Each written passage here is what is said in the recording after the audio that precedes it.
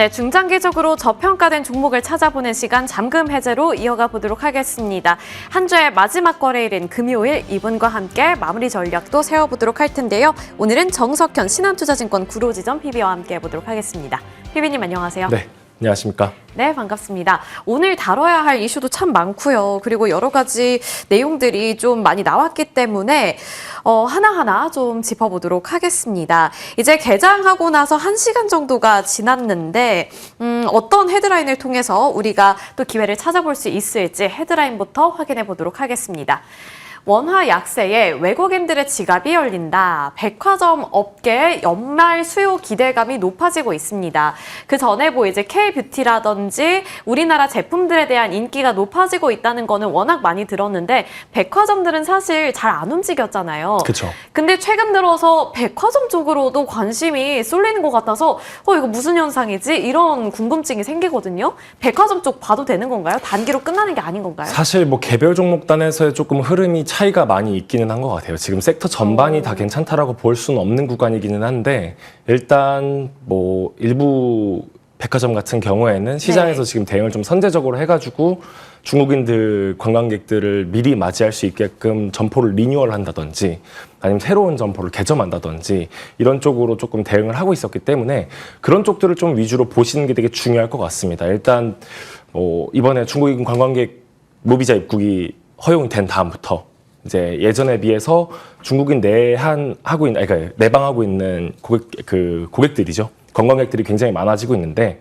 이전 대비해서 한 21% 정도 성장을 한 것 같아요. 예전에는 이제 전년 동기 대비했었을 때 저번 달이 원래는 한 39만 명 요 정도 나왔었어야 되는데 이번에 같은 경우는 한 47만 명 정도 나왔을 때 앞으로 충분히 기대를 많이 해봐도 될 것 같다라는 긍정적인 움직임은 보여주고 있는 것 같습니다. 네, 백화점 쪽으로도 이제 외국인 관광객들의 수가 늘어나고 있다고 합니다. 그리고 우리나라의 대표적인 백화점 관련 종목들이 있는데 그 안에서도 선별적인 접근이 필요하다라는 코멘트를 남겨주셨는데요. 그렇다면 그 백화점 3사 중에서 어떤 쪽을 공략하는 게 가장 좋을지 종목명도 확인해 보겠습니다. 신세계. 최근에 신세계 주가가 오르더라고요. 네. 신세계가 주인공이었네요. 네, 맞습니다. 네, 두 가지 키포인트도 짚어볼 텐데 외국인 관광객과 VIP 집중. 두 가지가 뭔가 연관성을 갖고 있을 것 같은데 외국인 관광객들이 신세계를 가장 많이 방문하나요? 일단 백화점 3사 라고 얘기하면 신세계, 네. 롯데, 현대 이렇게 세 개 꼽는데 그 중에서도 특히 좀 VIP 매출이 굉장히 높고 이제 명품 브랜드 위주로의 매출이 특히나 높은 브랜드가 신세계라고 보시면 될 것 같은데 어쨌든 관광객분들도 오셔가지고 많이들 구매를 하는 제품 중에 하나잖아요. 네. 이런 부분을 좀 중요하게 봐야 되는 부분인 것 같습니다. 일단 아까 전에 말씀을 드렸던 것처럼 이제 중국인 관광객들을 맞이하기 위해서 본점 리뉴얼 프로젝트를 진행했고 지금 이미 다 완공이 됐어요. 그래가지고 다시 한번 시작이 된 다음에 바로 외국인 매출이 전년도 동기 대비해가지고 한 44% 정도 급증을 하고 있는데 이런 부분이 제가 봤을 때는 아직까지도 긍정적으로 볼 수 있을 만한 포인트인 것 같다 이렇게 보고 있습니다.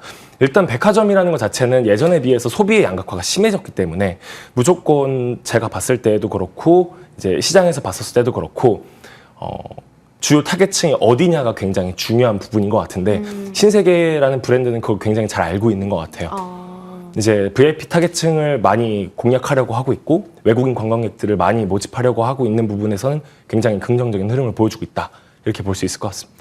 네, 저도 이제 듣기로는 현대 같은 경우에는 팝업이라든지 MZ들이 요즘에 많이 방문하는 그래서 실제 매출보다는 방문객이 조금 더 많다 이런 얘기를 들었는데 신세계가 확실히 외국인 관광객들을 조금 더 잘 공략하고 있다는 점을 첫 번째 투자 포인트로 짚어봤고요. 그리고 이제 두 번째 VIP 얘기를 하면서 면세 이야기도 좀 들어보겠습니다. 네. 앞서서 VIP 이야기는 언급을 해주셨는데 조금 더 자세하게 들어볼게요. 네, 일단 강남점 같은 경우에는 우리나라에 있는 백화점 중에서 가장 매출이 잘 나오는 1, 2등 점포 중에 하나죠. 고속터미널 옆에 네, 있는. 맞습니다. 신세계 강남점을 이야기하고 있는데 올해 기준으로 봤을 때 매출 3조 원을 가장 먼저 달성한 점포가 신세계 강남점이에요.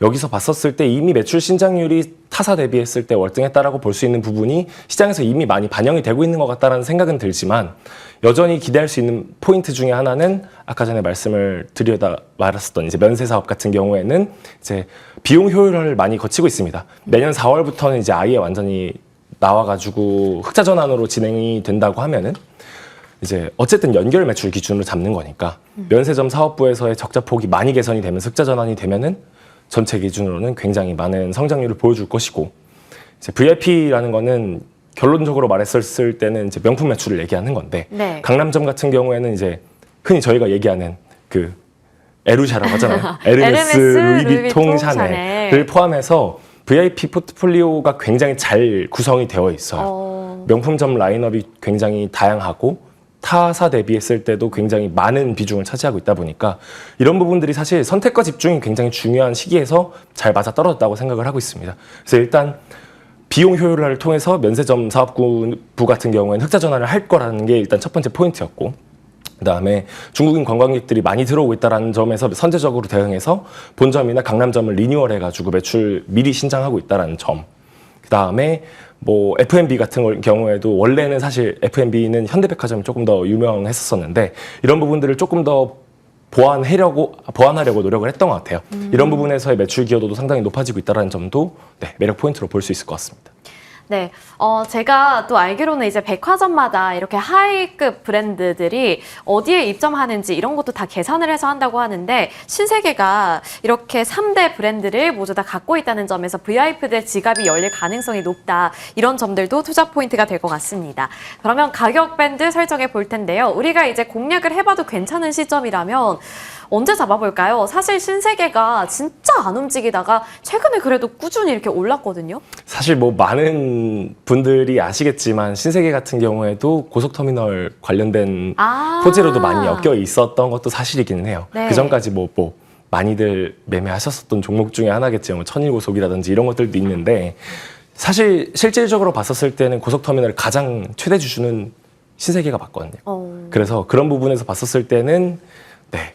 많이 기대를 했어서 이제 많이 주가가 많이 올라온 것 같기도 한데 좀 고민은 되는 부분인 것 같아요. 이게 주가가 많이 폭발적으로 올라갈 때 있어서는 또 가속기 역할을 하기도 하지만 괜히 모멘텀이 이제 훼손이 된다라고 사람들이 인식을 하기 시작하면 사실 업황의 개선에도 불구하고 사람들의 인식이 안 좋아질 수 있다는 점까지는 좀 조심하셔서 보여야 될 것 같습니다.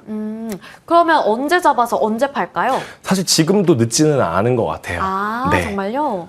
매출 신장률이 작년 대비해서 굉장히 높았고 내년에는 더 높을 예정이라고 IR에서도 얘기를 했기 때문에 네. 충분히 매력적인 구간인 거라고 생각하고 있습니다. 그러면 지금 매수해서 목표가는요? 어느 정도로 설정하는 게 좀 더 안정적으로 가져갈 수 있을까요? 목표 가격은 32만 원 정도를 32만 보고 있고 원? 네. 이제 주의 가격대라고 보시면은 한 20만 원 정도 선에서 보시면 될 것 같은데 네. 많이 올라왔지만 올라갈 여력은 아직까지는 충분한 것 같다라고 보고 있습니다. 네, 내년에 대한 기대감이 아직 있기 때문에 지금 들어가는 것도 나쁘지 않아 보인다. 목표가는 32만 원, 그리고 리스크 주의 구간은 20만 원으로 잡아주셨습니다. 이렇게 백화점 관련해서 신세계 잡아봤고요. 두 번째 헤드라인을 통해서 두 번째 기회도 포착해 보도록 하겠습니다. 오늘도 많은 분들께서 오늘뿐만 아니라 최근에 좀 주목을 하고 계실 만한 섹터 반도체 쪽입니다. 이제 구글에서 TPU, 아마존에서도 자체 AI 칩을 출시했다라는 소식이 있었죠. 그래서 AI 반도체 업계 향방은 어떻게 될 것인가? 반도체 밸류체인 단에서 어느 쪽을 우리가 공략해야 하는지 이런 것도 좀 궁금하고요. 그리고 오늘 또 간밤에 오라클 소식도 있었고 브로드컴 소식도 있었잖아요. 오라클이 실적 예상치를 하회하면서 좀 실망감을 불러일으켰고 AI 거품에 대한 우려감을 키웠습니다. 그래서 이런 뉴스는 또 어떻게 해석해야 될지 반도체 공략해도 되는 거예요? 제가 봤을 때 지금 당장 실적이 나오는 주식에 대해서 걱정을 할 필요는 없는 것 같아요. 물론 시장에서는 바라보는 시각이 조금씩 다를 수는 있습니다. AI 버블이 지금 이미 시작이 된 건지 꺼져가고 있는 건지 아직 시작도 안 한 건지 이것조차도 지금 사실은 의견이 분분한 상황이잖아요. 그래서 뭔가를 하기가 조금 지금 애매한 것 같아요. 그치만 그럼에도 불구하고 나오는 숫자만큼은 그대로 믿고 가는 게 맞다라고 생각을 하고 있기 때문에 여전히 반도체 AI 사이클은 탄탄할 것 같아요. 아니, 그러니까 브로드컴이 실적이 좋았는데 갑자기 하락하니까 더 걱정이 되잖아요. 사실 뭐 실적 자체가 드라마틱하게 성장하지 않았기 때문에라고 생각을 하고 있는 것 같습니다. 시장에서는 이번에 발표한 매출 같은 경우에는 분기 기준으로 이제 191억 달러가 나왔는데 전년 동기 대비해서는 한 뭐 28% 정도, 네, 이렇게 나왔다고 보시면 될 것 같고, 이제 문제는 IR 컨퍼런스 콜이죠. 컨퍼런스 콜에서 CEO가 직접 말씀을 하실 때는 AI 반도체 칩 관련된 매출은 지금 이미 전체 매출액 성장률의 한 3배를 넘는 대략 한 플러스 100% 정도라고 예상을 했습니다.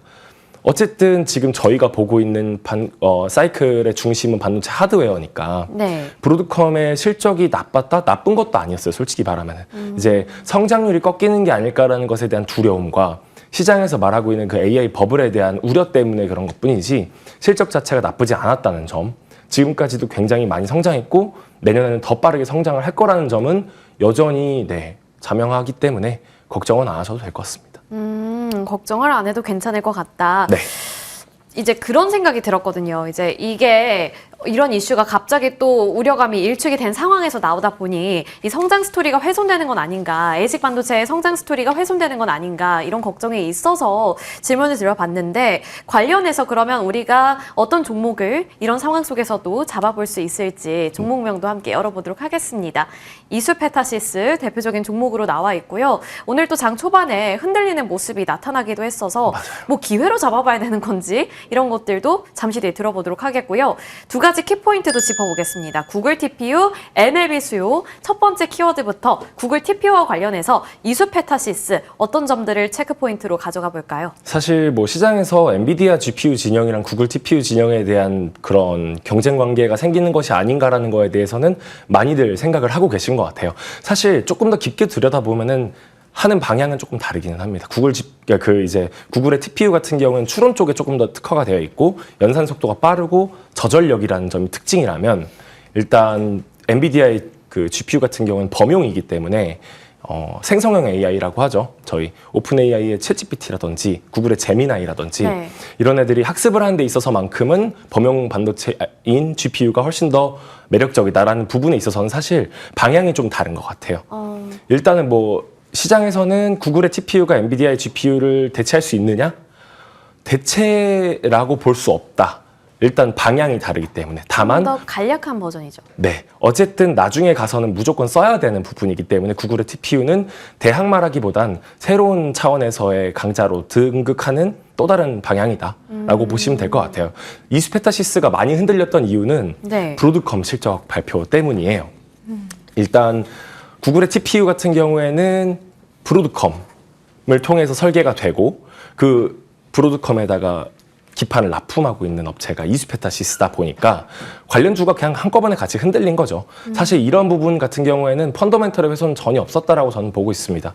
오히려 이런 부분에서는 좀 매수 기회로 포착해도 될 것 같다고 생각은 하고 있습니다만, 시장에서 브로드컴을 어떻게 받아들이는지 그 향방을 따라서 같이 매매를 하시면 조금 괜찮을 것 같다는 생각이 들어서 그런 부분에서는 조금 구글 TPU 향의 PCB 공급이라는 게 굉장히 매력적인 포인트다라고 보고 있습니다.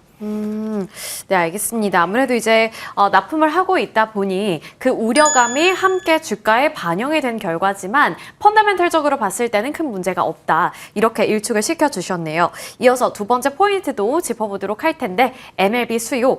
앞서서 기판 이야기도 해주셨잖아요. 네. 수요와 관련해서도 걱정할 우려는 없는 건가요? 네, 맞습니다. 어쨌든 TPU에 들어가는 기판도 결국에는 MLB 라인인 거긴 한데, 제가 이걸 굳이 따로 나눈 이유는 구글의 TPU는 그거 자체만으로도 굉장히 큰 호재인 거지만 MLB의 수요가 전반적으로 올라오고 있다는 점도 조금 추가적으로 코멘트를 드리고 싶었던 것 같아요. 일단 구글의 TPU가 지금 시장에서 화두가 되고 있는 가장 큰 이유는 원래는 내재 칩으로만 많이 사용하고 있었던 것들을 다른 빅테크 기업에다가 대여하거나 또는 아예 그냥 자체적으로 판매하겠다라는 뉴스를 발표를 하면서 이제 저희 페이스북이나 인스타그램의 그 모 회사죠, 메타가 실질적으로 데이터 센터 확충에다가 검토를 해보겠다라고 얘기를 했다라는 점이 굉장히 호재로 작용하고 있다라고 생각을 하고 있습니다. 구글 같은 경우는 캐펙스 투자는 계속해서 올라가고 있는데 여기서 결국에는 MLB는 당연히 따라갈 수밖에 없는 구조이기 때문에 숫자적으로 걱정할 필요는 전혀 없다라고 보고 있고 일단 전통적으로 IT 세트에 비해서 지금 네트워크향으로 들어가고 있는 서버형 기판이 쇼티지가 굉장히 강합니다. 그 중에서도 이제 다중적층 기판이라고 얘기한 이 MLB 같은 경우에는 우리나라 기준으로는 이스페타시스가 기술력이 가장 높은 편이기도 하고 네. 저희 사실 반도체 기판이라고 하면은 다들 말씀하신 종목들 되게 많잖아요. 뭐 심텍, TLB, 뭐 유리기판이라면 필옵틱스, SKC 많이들 얘기하시는데 MLB 같은 경우에는 일반적인 회로기판에 비해서 단가가 3배 이상 비쌉니다. 그래서 영업이익률 자체가 다른 회사보다도 더 높다라는 점이 또 추가적인 투자 포인트가 될 것이라고 생각을 하고 있고 일단 영업이익 같은 경우는 한 1,200억 정도를 예상을 하고 있어요.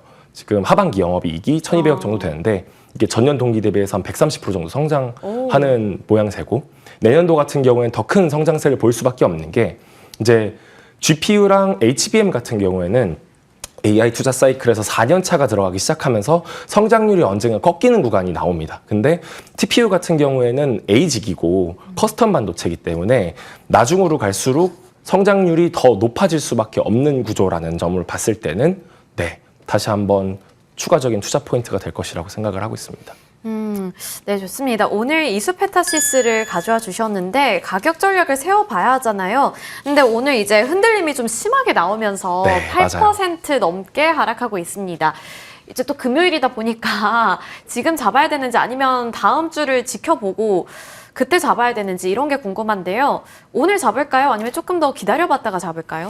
조금 더 기다리시는 게 맞긴 하죠. 뭐 장기적으로 봤었을 때 흔들림은 언제든 다 나올 수 있는 구간이긴 한데 지금은 어쨌든 간에 미장에서의 흐름 네. 때문에 동시다발적으로 이렇게 흔들리는 거라면 네.